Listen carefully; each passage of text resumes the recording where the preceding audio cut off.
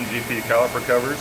Today I want to show how to install the caliper cover on the rear of the 2018 and above Ford F-150. The F-150 currently comes with two rear calipers, one for electric parking brake, the other one is a manual parking brake. What I'm going to show you today is the electric parking brake.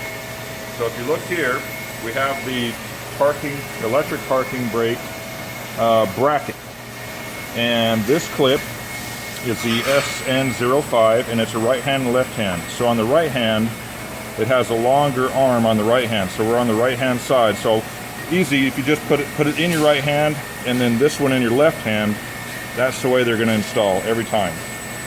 The best way to install this is probably to slide it on this way. You just hook this in here and then get the arm underneath the casting right there, that bottom arm, and just start sliding into the back of the caliper until this arm comes around the back side of the casting right there. And we want that to hook in, and you can push it in and get it to hook.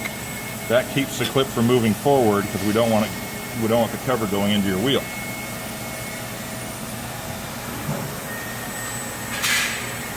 And then this edge is hooked in right there.